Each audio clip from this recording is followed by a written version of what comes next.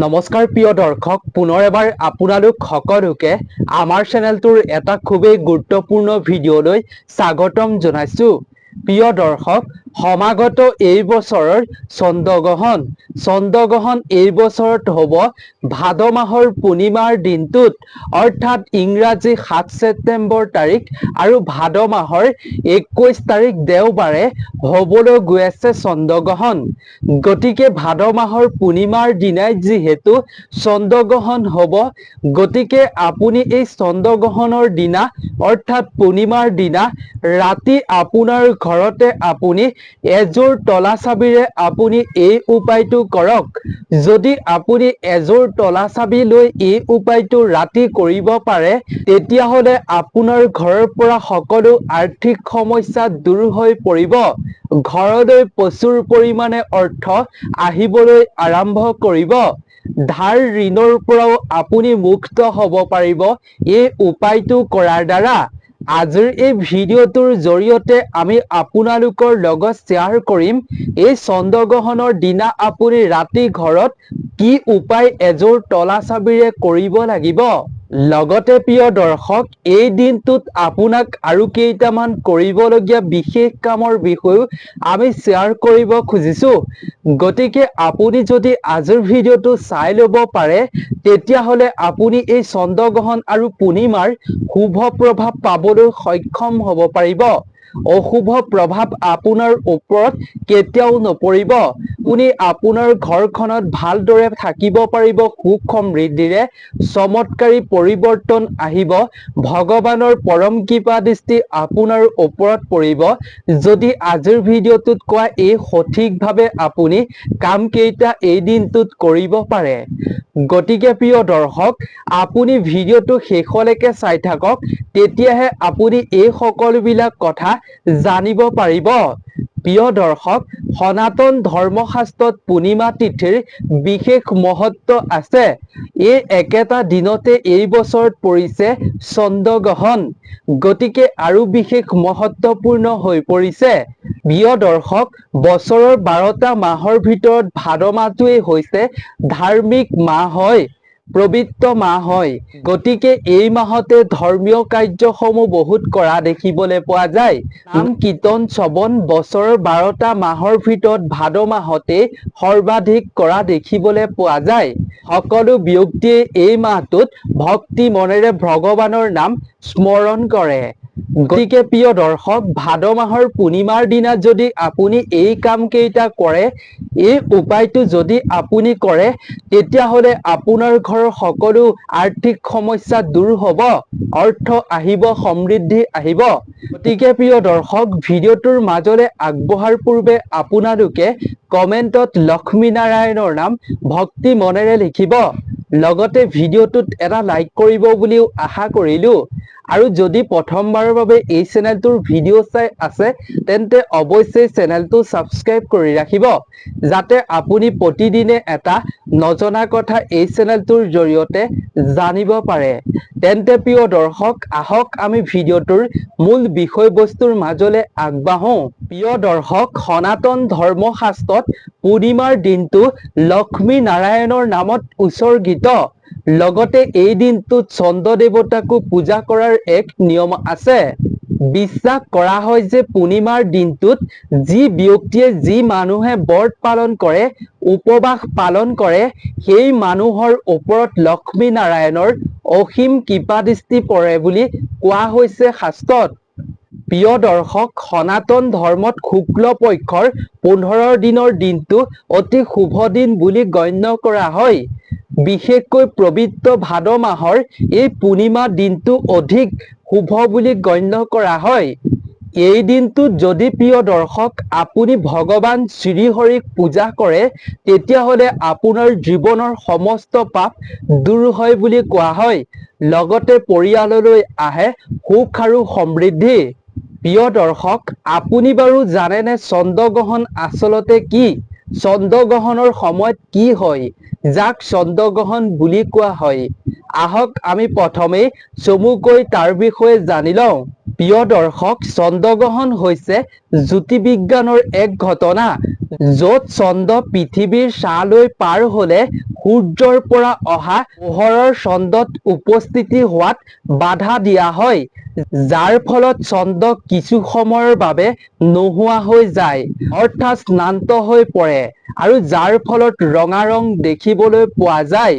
সূৰ্য, পৃথিৱী আৰু চন্দ্ৰৰ সৰল ৰেখাৰ মাজত থাকিলেই পৃথিৱীত এনে পৰিস্থিতি হয়, অৰ্থাৎ চন্দ্ৰগ্ৰহণ হয়। যেতিয়া সম্পূৰ্ণ চন্দ্ৰগ্ৰহণ হয় তেতিয়া চন্দ্ৰটো গভীৰ আৰু ৰঙা তামৰ দৰে ৰং দেখিবলৈ পোৱা যায়, যাক তেজৰ চন্দ্ৰ বুলি কোৱা হয়। গতিকে প্ৰিয় দৰ্শক, আপুনি নিশ্চয় জানিব পাৰিলে চন্দ্ৰগ্ৰহণ মানে কি হয়, চন্দ্ৰগ্ৰহণ হলে কি হয়। গতিকে প্ৰিয় দৰ্শক, এই চন্দ্ৰগ্ৰহণ আৰু পূৰ্ণিমাৰ দিনটোত আপুনি ৰাতিপুৱা সোনকালে উঠিবলৈ চেষ্টা কৰিব।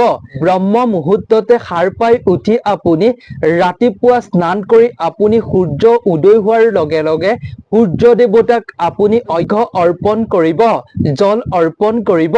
আৰু যদি আপুনি এই দিনটোত ব্ৰত বা উপবাস পালন কৰিম বুলি ভাবিছে, তেন্তে তাৰ পিছত আপুনি ব্ৰত বা উপবাস পালন কৰিব পাৰে। ইয়াৰ পিছত প্ৰিয় দৰ্শক, আপোনালোকে উত্তৰ পূব কোণৰ কোঠালি এটাত এখন টেবুল ৰাখি আপুনি তাত হালধীয়া ৰঙৰ আসন মেলি দিব, আৰু তাৰ পিছত আপুনি লক্ষ্মী দেৱী আৰু নাৰায়ণৰ মূৰ্তি স্থাপন কৰি আপুনি তেওঁলোকক পূজা কৰিব পাৰে। আৰু তাৰ পিছত প্ৰিয় দৰ্শক, আপুনি যেতিয়া পূজা কৰিব, পূজাৰ শেষত আপুনি চন্দ্ৰ দেৱতাক কেঁচা গাখীৰ অৰ্পণ কৰিব লাগে। চন্দ্ৰৰ পোহৰলৈ চাই আপুনি কেঁচা গাখীৰ অৰ্পণ কৰিব লাগে। ইয়াৰ পিছত আপুনি ৰখা ব্ৰত ভগ্ন কৰিব লাগে। তেনেকৈ যদি আপুনি ব্ৰত ৰাখে, তেতিয়া ব্ৰতৰ আপুনি সুফল পোৱাটো একেবাৰে নিশ্চিত। মন কৰিব প্ৰিয় দৰ্শক, আপোনালোকে এই ব্ৰত চন্দ্ৰগ্ৰহণ হোৱাৰ আগতেই আপুনি ব্ৰত ৰাখিব, আৰু চন্দ্ৰগ্ৰহণৰ শেষতহে আপুনি এই ব্ৰত ভাঙিব। জ্যোতিষশাস্ত্ৰৰ মতে প্ৰিয় দৰ্শক, কোৱা হৈছে যে যদি এই দিনটোত আপুনি ঘৰতে থাকি মন্ত্ৰ জপ কৰে, তেন্তে আপুনি 10 গুণ ফল পাবলৈ সক্ষম হ'ব পাৰিব। আৰু যদি আপুনি মন্দিৰলৈ গৈ মন্দিৰত বহি আপুনি মন্ত্ৰ জপ কৰে, তেনে ক্ষেত্ৰতো আপুনি 10 গুণ সুফল পাবলৈ সক্ষম হ'ব পাৰিব। আৰু যদিহে আপুনি তীৰ্থস্থান বা নদীত যদি আপুনি নদীৰ পাৰত বহি যদি আপুনি মন্ত্ৰ জপ কৰিব পাৰে, তেনে ক্ষেত্ৰত আপুনি 100 গুণ সুফল পাবলৈ সক্ষম হ'ব পাৰিব। প্ৰিয় দৰ্শক, চন্দ্ৰগ্ৰহণৰ এই সময়খিনিত মন্ত্ৰ জপ কৰাটো অতি ফলদায়ক বুলি গণ্য কৰা হৈছে। লগতে আপুনি এই সময়খিনিত দান কৰাটো অত্যন্ত ভাল। এনে কাৰ্য কৰাৰ দ্বাৰা আপুনি দীৰ্ঘদিন ধৰি যদি বহু সমস্যাত ভুগি আছে, চাকৰি ব্যৱসায়িক ক্ষেত্ৰত যদি আপুনি সমস্যাৰ সন্মুখীন হৈছে, তেন্তে সেই সমস্যাৰ পৰা আপুনি মুক্ত হ'বৰ বাবে এই কাৰ্য অতি ফলদায়ক বুলি কোৱা হৈছে। চন্দ্ৰগ্ৰহণ শেষ হোৱাৰ পিছত আপুনি কাউৰীক যিকোনো বস্তু খুৱাব পাৰে। তেনে কৰিলে শনি ভগৱান প্ৰসন্ন হ'ব আপোনাৰ ওপৰত। লগতে বিশ্বাস কৰা হৈছে যে চন্দ্ৰগ্ৰহণ শেষ হোৱাৰ পাছত যদি আপুনি কাউৰীক যিকোনো বস্তু খাবলৈ দিয়ে, তেতিয়াহ'লে আপুনি উন্নতিও হ'ব পাৰিব, আৰ্থিকভাৱে আপুনি উন্নতি হ'ব পাৰিব। প্ৰিয় দৰ্শক, কেৱল আপুনি এই কাৰ্য কৰিলে শনি দেৱতাৰ দোষৰ পৰাই মুক্ত হোৱা নহয়, শনি দেৱতাৰ কৃপা পোৱাই নহয়, আপুনি ৰাহু কেতুৰ কুপ্ৰভাৱৰ পৰাও মুক্ত হ'ব পাৰিব। ৰাহু কেতুৰ অশুভ দোষ থাকিলে সেই দোষো দূৰ হ'ব এনে কাৰ্য কৰাৰ ফলত। প্ৰিয় দৰ্শক, এতিয়া আমি জানো আহক এই পূৰ্ণিমা আৰু চন্দ্ৰগ্ৰহণৰ দিনা আপুনি ৰাতি কোনকেইটা উপায় অৱলম্বন কৰিব লাগিব, আৰু আপুনি এযোৰ তলা চাবিৰে কোনটো উপায় কৰিব লাগিব, আহক আমি তাৰ বিষয়ে জানি লওঁ।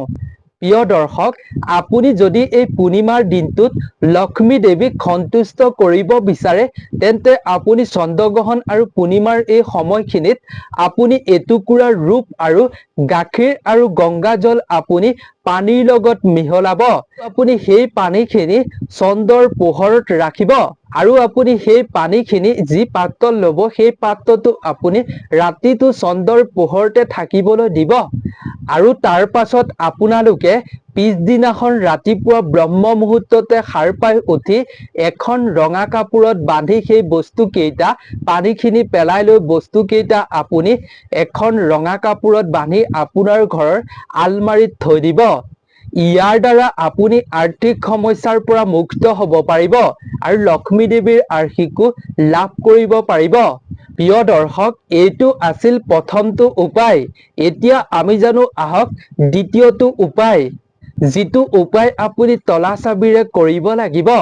প্ৰিয় দৰ্শক, উপায়টো হৈছে আপুনি চন্দ্ৰগ্ৰহণৰ দিনা ৰাতিপুৱা এযোৰ আপুনি নতুন তলা চাবি কিনি আনিব। বজাৰৰ পৰা আপুনি এযোৰ তলা চাবি কিনি আনিব আৰু তাৰ পাছত আপোনালোকে সেই তলা চাবিযোৰ আপুনি ৰাতি চন্দ্ৰৰ পোহৰত আপুনি থাকিবলৈ দিব। চন্দ্ৰৰ পোহৰতে থৈ দিব আৰু ইয়াৰ পিছত আপুনি পিছদিনাখন ৰাতিপুৱা আপুনি স্নান কৰি শুদ্ধ মনেৰে আপুনি সেই তলা চাবিযোৰ তুলি ল'ব আৰু তুলি লৈ আপুনি যিকোনো এটা মন্দিৰত দান কৰি দিয়ক।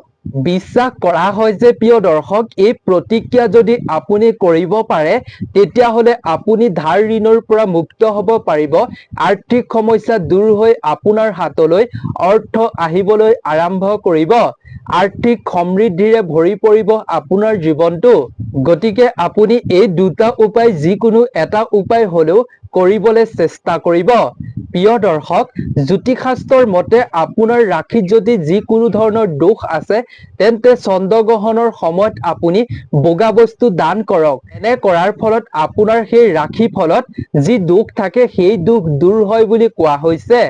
বগা বস্তু যেনে প্ৰিয় দৰ্শক হৈছে চাউল দান কৰিব পাৰে, গাখীৰ দান কৰিব পাৰে, দৈ দান কৰিব পাৰে আৰু বগা বস্তু আপুনি দান কৰিব পাৰে। লগতে আপুনি বগা মিঠাইও দান কৰিব পাৰে। ইয়াৰ ফলত চন্দ্ৰৰ দোষৰ পৰা আপুনি মুক্ত হ'ব পাৰিব। কেৱল আপুনি দোষৰ পৰাই মুক্ত হোৱাই নহয়, আপোনাৰ মানসিক স্বাস্থ্যৰ ওপৰতো ভাল প্ৰভাৱ পৰিব। গতিকে প্ৰিয় দৰ্শক, আজিৰ ভিডিঅ'টো ইমানেই আছিল। যদি আপুনি এইকেইটা কাম কৰি সুফল পাব বিচাৰে তেন্তে আপুনি এই দিনটোত অৱশ্যেই কৰিব। আৰু যদি আপুনি এই উপায়কেইটাৰ ওপৰত বিশ্বাস হোৱা নাই তেন্তে আপুনি উপায়কেইটা নকৰাটোৱে ভাল। বিশ্বাস মনত ৰাখি সঁচা হৃদয়েৰে আপুনি এই উপায়কেইটা যদি কৰে, চন্দ্ৰ দেৱতাক ধ্যান কৰি ভগৱানৰ নাম লৈ, তেতিয়া আপুনি সুফল নিশ্চিতভাৱে পাব পাৰিব। গতিকে আপুনি কৰা নকৰাটো আপোনাৰ কথা। আমি মাত্ৰ আপোনালোকক উপায়কেইটাহে জনাইছো। গতিকে প্ৰিয় দৰ্শক, নতুন এটা ভিডিঅ'ৰ লগত পুনৰ এবাৰ আপোনালোক সকলোকে লগ পাম। আপোনালোক সকলো ভালে থাকক, সুস্থ থাকক, তাৰেই আমিও কামনা কৰিলো। ধন্যবাদ।